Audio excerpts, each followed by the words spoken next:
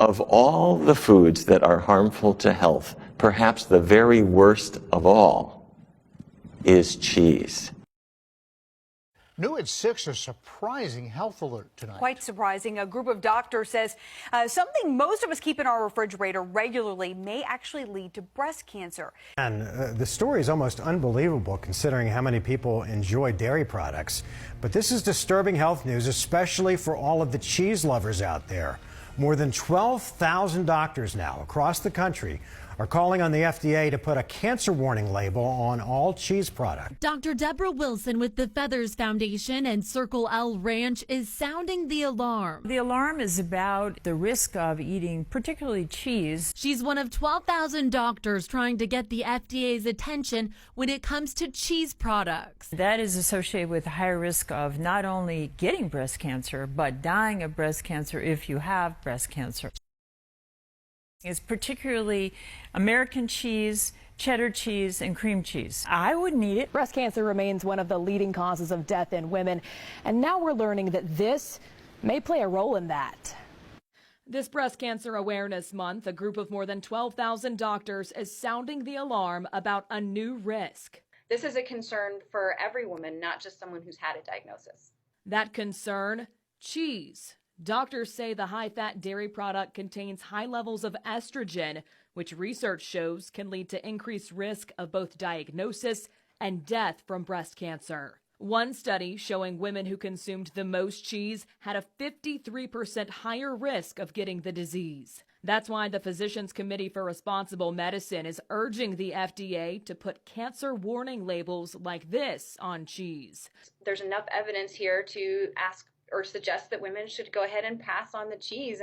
The committee issued this petition to the FDA on October 3rd.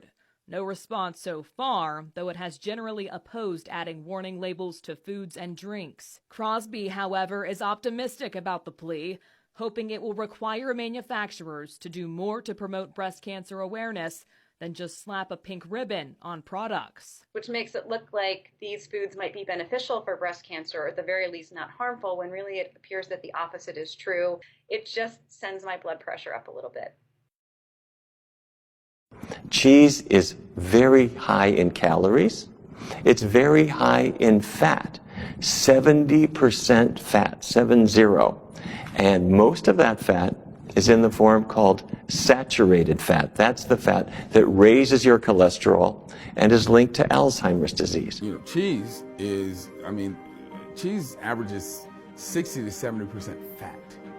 When you take, 2 gallons of milk and concentrate it down to a pound of cheese, you got all of those morphine-like reward compounds concentrated in that cheese. And yeah, when people eat it, they're like, this is awesome. It's a perversion of what nature intended, and it's making people eat this artery clogging, disease-causing stuff. When an adult human ingests something that starts to make our cells want to try and grow, our cells really can't grow. But what they can do is become tumors. And some of those tumors can end up being cancerous. And that's one of the reasons that you see that dairy foods are associated with cancer growth. Cheese seems to be addicting. People get hooked on cheese, and they want it every day. And because it's high in calories and fat, they gain weight. Because it's high in cholesterol as well as the bad fat, their cholesterol levels go up. And it's high in sodium too, so their blood pressure gets worse. And studies have shown that people that eat dairy foods on a regular basis have higher levels of a hormone called IGF, insulin-like growth factor. And insulin-like growth factor is a known cancer promoter. There's nothing about having excess hormones in the body that benefits the body. If anything, it overtaxes the organs, and as I said, over the long haul, will lead to disease. Hi, I'm Dr. Neil Barnard. I've got 3 facts about cheese that you need to know about.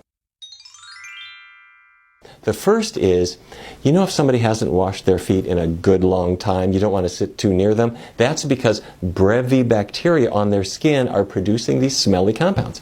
Well, those very same bacteria are used to produce Munster and Limburger and other stinky cheeses. Brevibacteria, stinky feet, stinky cheese. Second thing, bacteria in your digestive tract make something called butyric acid. And bacteria used to produce cheeses make the very same butyric acid. So if you ever thought Parmesan smells a little like vomit, it's because it's exactly the same thing. Fact number 3. If you got on a plane and went to Sardinia, off the coast of Italy, there's a cheese called pecorino, and local aficionados allow flies to lay their eggs in the pecorino, and it starts, as the maggots hatch, they start to digest the cheese, creating this massive glop called casu marzu, and the maggots can actually jump. So you spread it very quickly on some flatbread, and you put a card under your nose as you shove the casu marzu into your mouth, hoping not to get struck by a leaping maggot. Pretty, isn't it? The dietary guidelines need to be changed so that the dairy recommendation is removed entirely. As I said, dairy is not a food, it's a material. And, you know, you can choose to do it, but you don't have to. And because of the health consequences, you shouldn't. So if you're thinking about which foods should I break free from, number 1 on the list ought to be cheese.